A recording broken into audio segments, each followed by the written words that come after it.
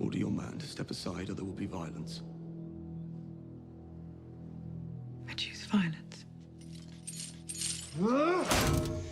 What's up, guys? It's Benny. We've been telling you for a long time that if Democrats don't police their own side, if the left doesn't try and clamp down on the metastasized violence that is boiling over and literally taking lives, then it's gonna boil over onto their side. And that things are gonna get terribly violent, and that the people at the very top need to say enough. But they haven't said enough. In fact, they're supporting guys like the Attorney General of Virginia, or running for Attorney General of Virginia, who says he openly wants to murder Republicans and Republican children. His name's Jay Jones. Nobody's called for him to drop out of the race. They've kept their endorsement of it. And so what does that say, you know? And what that says is a signal. It's a signal that just says, this is permissible, you're allowed to do this, and this is something that is obviously going to be a means to an end for political power. And that's what this is all about. And that attitude is so toxic and poisonous, and it's going to kick back onto the Democrat Party. And now we have the clip to prove that. There's a clip of Jennifer Welch. She's a popular lib podcaster. As far as I can tell, she's just a childless cat lady, wine mom. She's on the wrong side of 50. And she's decided to take out all of her aggression, pain, and toxicity in life, and project that, as they always do, unhappy liberal white women, aging liberal white women, as the single most toxic demographic in the entire country. But she's taken it out by celebrating Charlie Kirk's death, and then for calling for more death, including on her own side. It is a wild clip. It's going viral for all the wrong reasons, and I'll show it to you right here. Finally, if you think this Zoran thing is happening just in New York, and you think people are waking up only in New York City, you're mistaken. Look at this clip of a wine mom at the No Kings March. Play the clip. Whatever his name was? Charlie Kirk, ma'am? Yeah, him is horrible. Horrible. Charlie Kirk is horrible? Yes, I'm glad he's not here. You're glad he's dead? Yes. Why would you say something like that, ma'am? Because he was horrible on the campuses, the college campuses. Horrible person. You know what? I do the exact same thing. Well, would you be glad if I would die? Maybe. I'd have to think about it. You should be ashamed of yourself. You should be ashamed of yourself. Your friend just said she'd be happy if I died. I think we need to...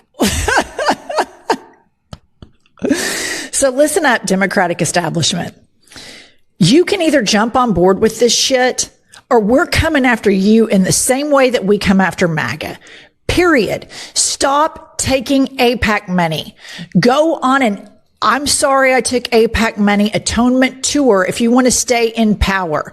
Stop missing out on these big rallies. Hakeem and Chuck should have been front and center introducing the next mayor of New York City, but no, they wouldn't show up because they're pussies.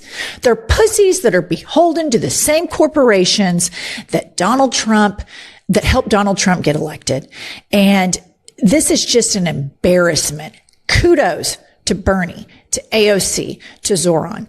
And that woman out in somewhere middle America saying, Charlie Kirk, he was a racist, he was a piece of shit. There are so many more of us than there are of them. And these Democrats that continue to play patty cake with corporations and lobbyists, nobody wants that. Nobody wants you. We want politicians to speak freely and look at what the benefit is. Look at what is happening in New York. And you dipshits are sitting on the sidelines, running your social media like complete dorks. It's embarrassing. Get your shit together. Hakeem and Chuck, seriously, get your shit together, because the Democratic Party is moving on. We are moving on. What you'll notice about Jennifer Welch is not only does she say that we need to get on board with violence, not only does she say that this is something that we need to normalize and something that we need to accept and accelerate when it comes to Charlie Kirk, but she also says that if Democrats don't do that, then we're going to come for you too in the same way. How many times have I warned this is not going to just stay with the Democrat Party, with their activists looking at rightward? They're going to look leftward for the same evil purposes. And so this is a real problem. And they're, you know, I don't know what else to say. Like, this is mainstream. And what do I mean by that? Well, check out some of these guests. Check out where Jennifer Welch has been. She's not some sociopath, like, who's just like yammering away in her closet, even though that clip definitely makes it look like that. Here she is with Barack Obama. Here she is with some major, important, and powerful figures on the left. Here she is with, on MSNBC. Here she is on CNN. This is mainstream. And it's a monster. It's very much like Frankenstein. It's a monster that's going to come for you next. So it's a dangerous, dangerous game that they're playing, man, with this stuff. And they should cut it off. And they should stop it now. And I don't know what else to say. It would be good to cut this lady off because she's just dumb, as proven here in this supercut from my producers. Up cops on January 6th. Meanwhile, this guy, this should be the lead story, is clearly suffering from massive mental decline. He is out of his mind with all of the show and tell procedures that go on in the Oval Office. 2 days ago, he gave 3 press conferences in a row. And if you don't think he has dementia, let's just discuss the time that when he was on the campaign trail that he tried to perform oral sex on a microphone. If Joe Biden did this, I hope this is what Democrats do next year. ER. If this is the Democratic strategy, congratulations, America. You've already reelected Republican majorities as far as the eye can see. Yeah, like Stephen Miller is a white supremacist. I mean, he is, and he's basically running the White House. They keep Trump busy with his decorating projects. He's got building the arch now. He's got his Oval Office design. And then you have these real sociopaths that are real anti-Semites, true white supremacists like Stephen Miller. He refuses to swear her in. And the reason, America, the reason, world, that he refuses to swear her in is because little Moses Mike Grinder Johnson worships 2 things: Donald Trump and his closeted life.